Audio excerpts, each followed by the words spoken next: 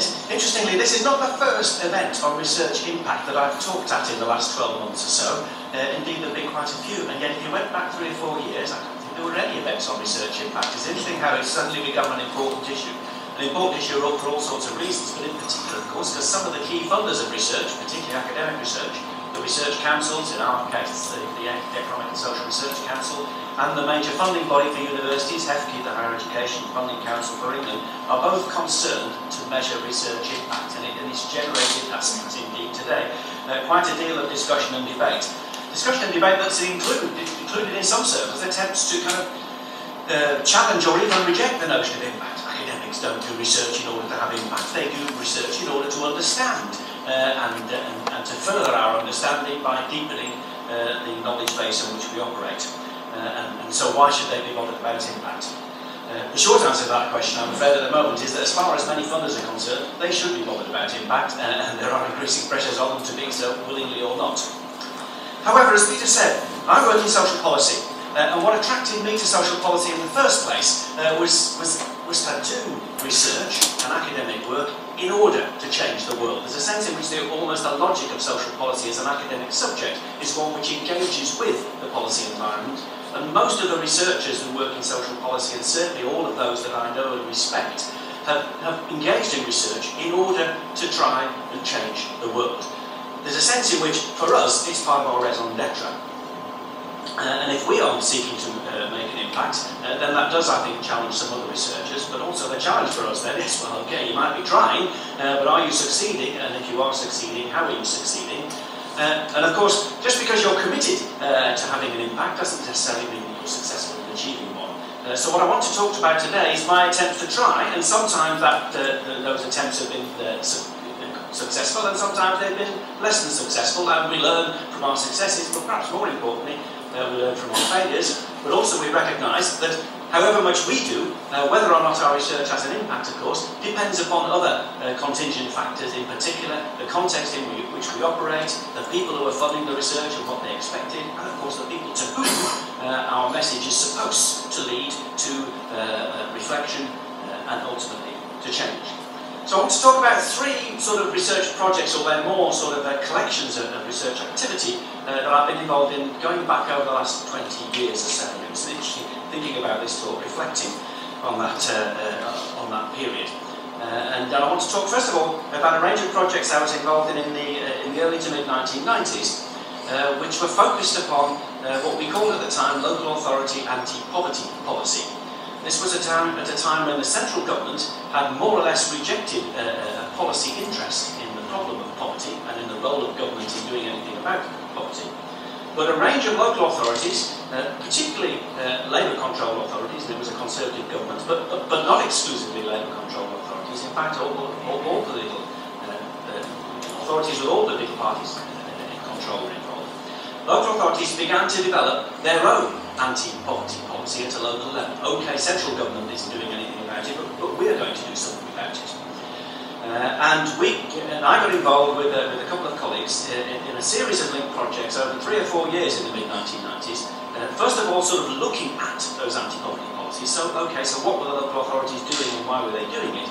But also very quickly, how could we then help those local authorities to make a better fist of their work on local anti-poverty policy? How could we improve their practice? And of course, how could we use the improvements, our understanding of their practice and the improvements in it, to try and promote better practice in local authority anti-poverty policy more generally. And it may have been a propitious time when we were doing this, because certainly we managed to attract funding from quite a wide range of different funders to support our activity. Part of it came from the Research Council. Indeed, the first significant grant that we got was from the Economic and Social Research Council, and there's a sense in which this was just academic research.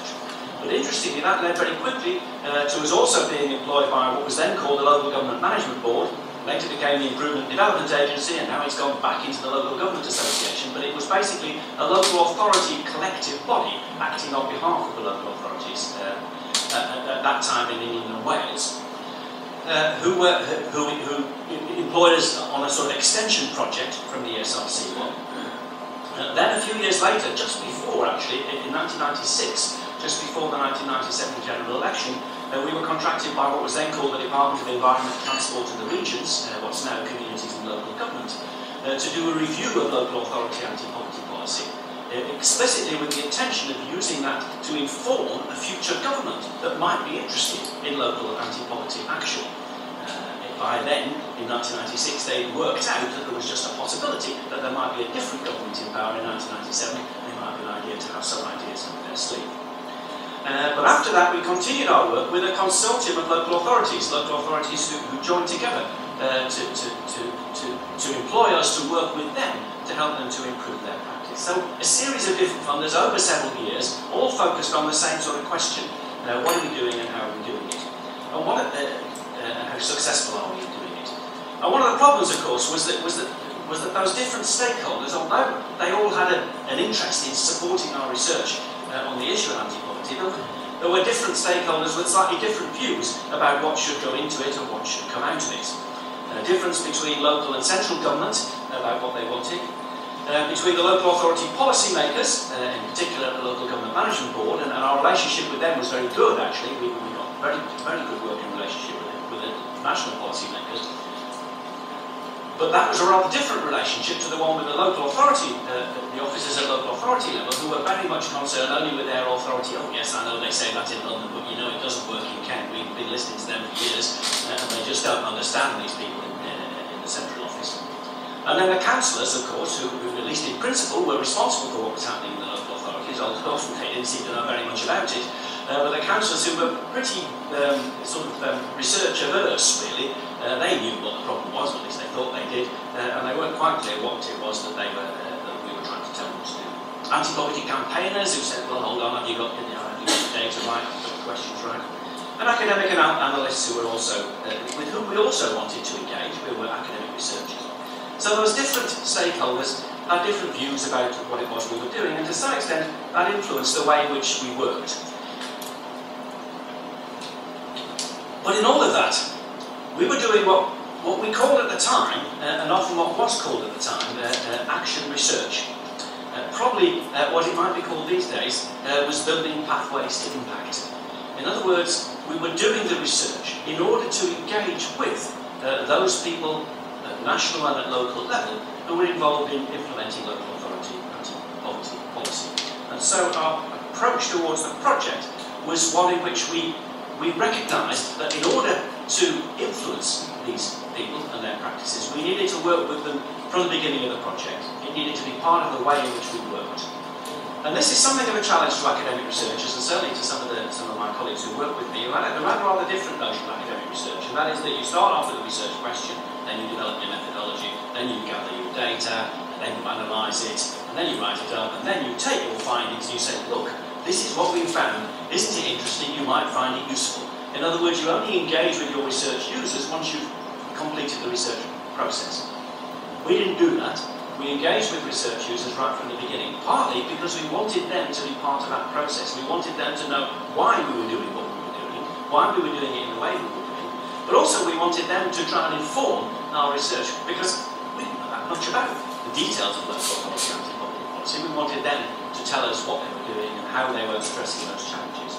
So it involved what you might technically call engaging in formative feedback throughout the research. We held regular meetings with key stakeholders and fed back our research. This is what we're doing so far, this is where we're going next, this is the next set of data, these are the next set of respondents we're going to work with. And we did that with funders, with respondents and with research users. We tried to get those people in the same room so that the different stakeholder interests that they had were being shared in a common forum. So there were an awful lot of events and presentations. I remember thinking, there's another sort of seminar or presentation now. We're off to wherever it was, Carlisle or something, to do one for the Northwest agencies. You know, there were a lot of events and presentations, and we also targeted our output. When we wrote the stuff up in different forms, we wrote it up for particular kind of audiences in particular kind of ways. And again, this is something that a lot of academics, including some of my colleagues, weren't terribly good at. Academics tended to write in sentences that spanned about 4 or 5 lines, and they were the short and simple ones, and they used incredibly long words and argued in an incredibly erudite roundabout way that local authority councils in particular simply looked at and said, well, I can't understand a word of this, and so they ignored it. So we wrote different kinds of outputs for different sorts of audiences. And we had to be willing to take on what you might call fringe activities. All the time we were thinking, okay, well, if we go and attend this conference, or if we get involved in this, that might give us a link into these people, that might help us to contact another set of stakeholders. So what happened as a result of it? One of the things that we did, and this is where working with the Local Government Management Board, the Improvement and Development Agency, was particularly important. They supported us in developing a sort of guidance, a handbook for local authorities on the development and implementation of local authority anti-poverty work. Although by the time we published it in 1996-97, this was beginning to be called social inclusion rather than anti-poverty. And we called it rather presciently, because then the government pinched our title, we called it What Counts, What Works. And it was presented and it was published as a loose leaf folder, so you could take out and use about 15, I think, different chapters or different working papers in it, which you could take out differently. One on working with community groups, one on working with older people, one on how to get your councillors on board, one on how to manage corporate governance, and there were a series of different chapters in it. And that had a direct influence on local authorities. The handbook was distributed to all of the local authorities. And also, of course, what we've done, particularly with our consortium of authorities, is develop relationships with the key officers in those authorities, and we continue to work with them over a number of years. And got to know them quite well, actually. This is one of the upsides of this kind of policy engagement. You know, they became sort of colleagues and friends, these people we were working with, and there was a bit of a kind of shared mission that we had. There are advantages of that.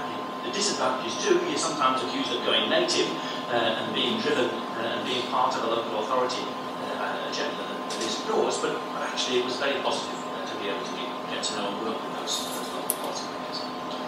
And also, we had an indirect influence, at least, upon the new central government policies, because, of course, what happened in 1997 was, as the policy officers in DETA had anticipated, there was a new government, and part of its agenda was to do something about poverty and to do that at a local level.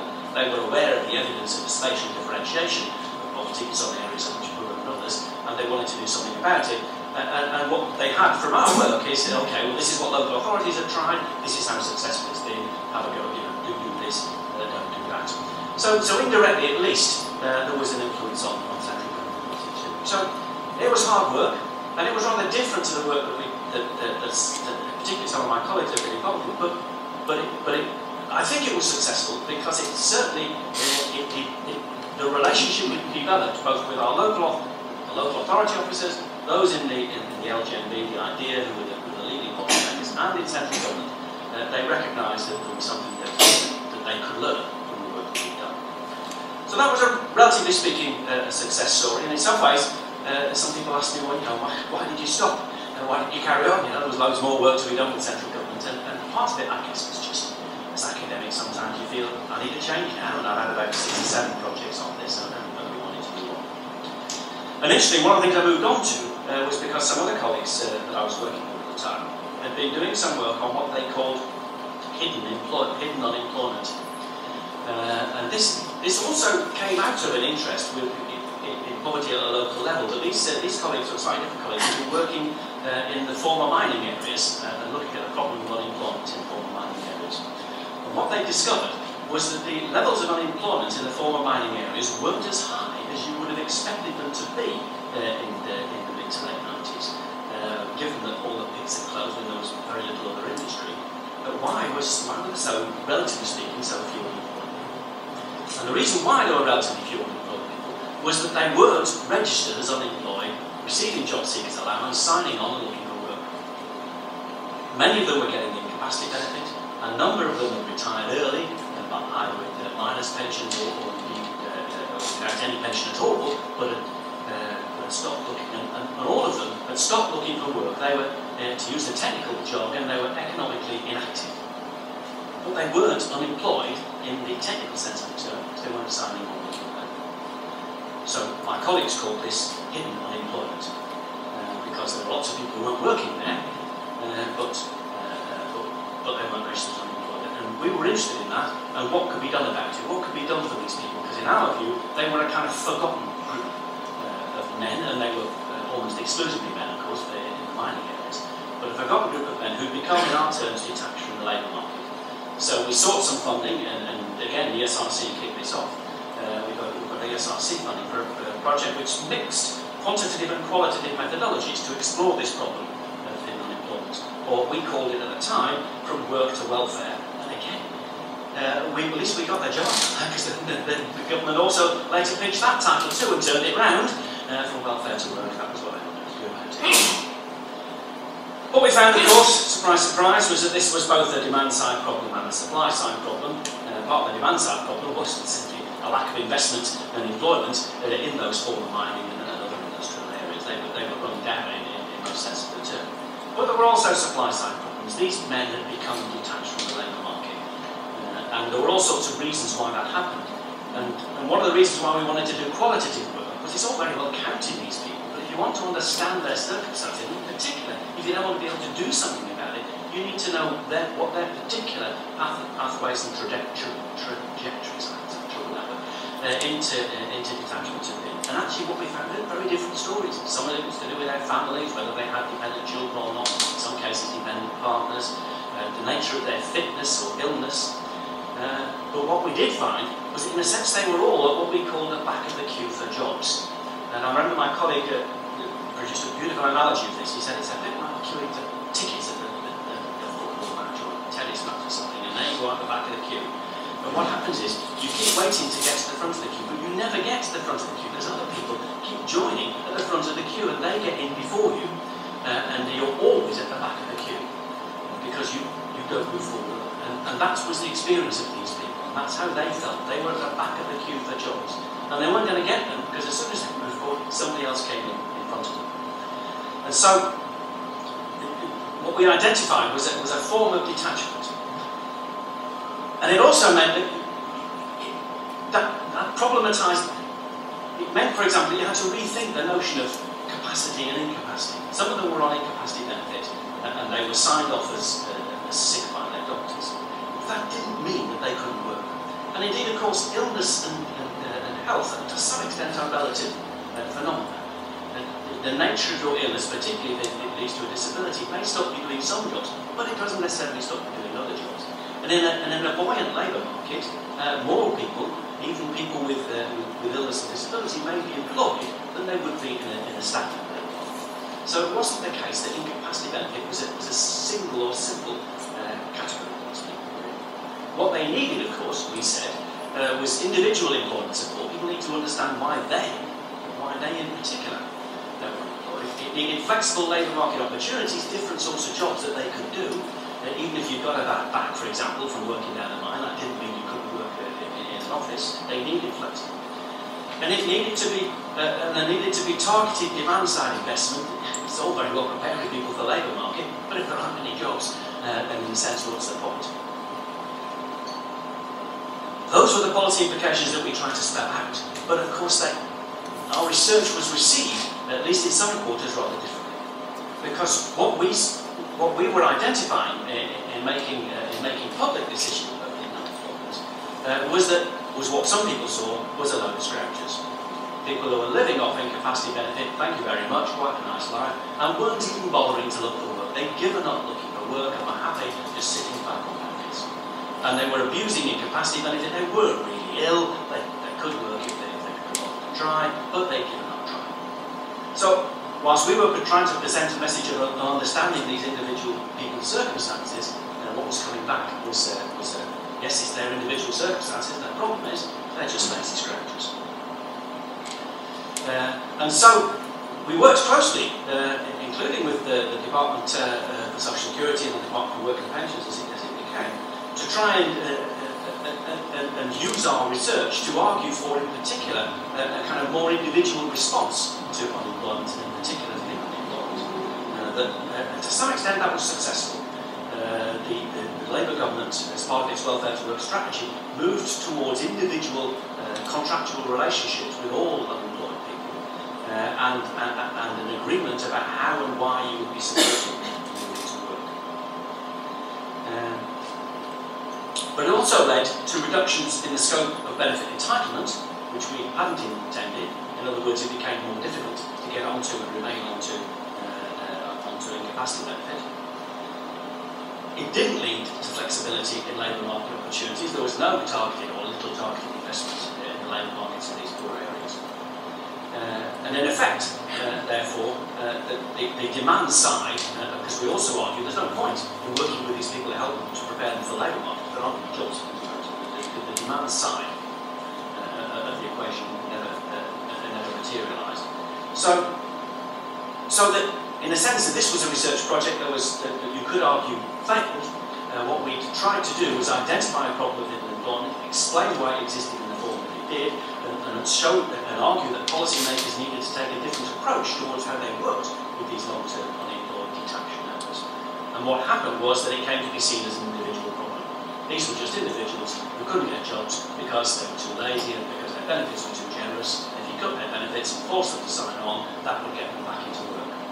And so this was a rather less successful attempt to try and influence policy.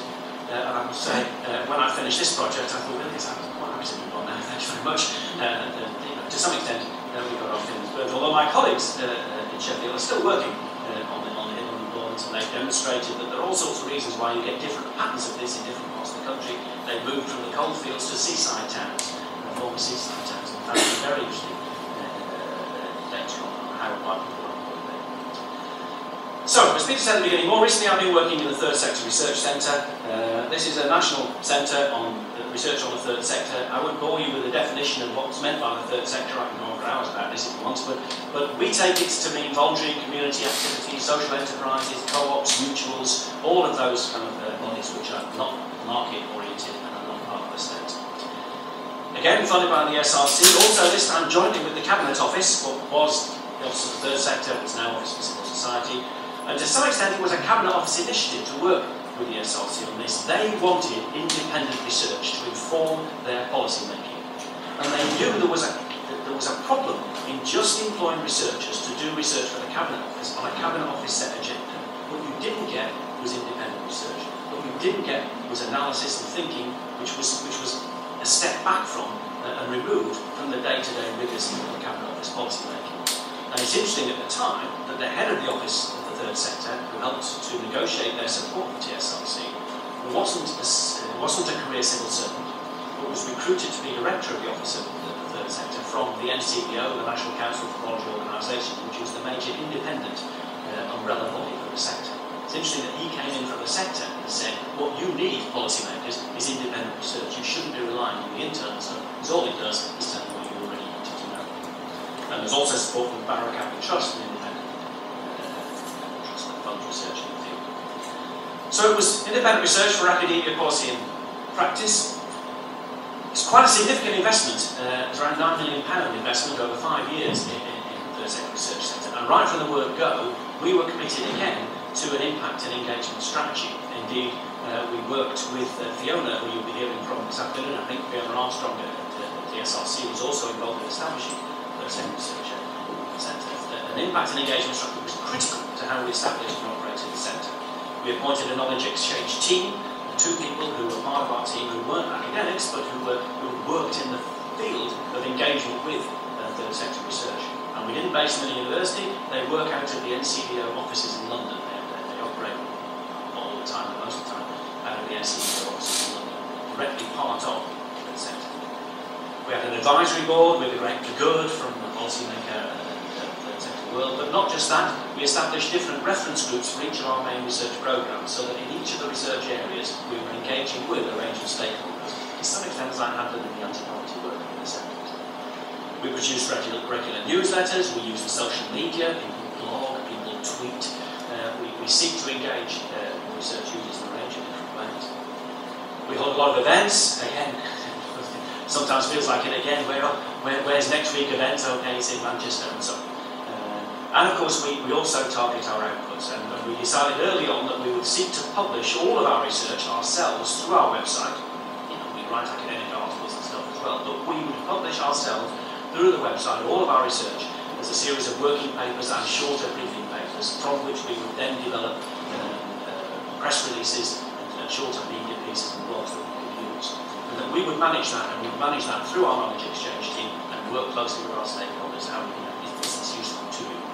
And I think we're on about number 80 now in the working papers and the papers that we publish on the website.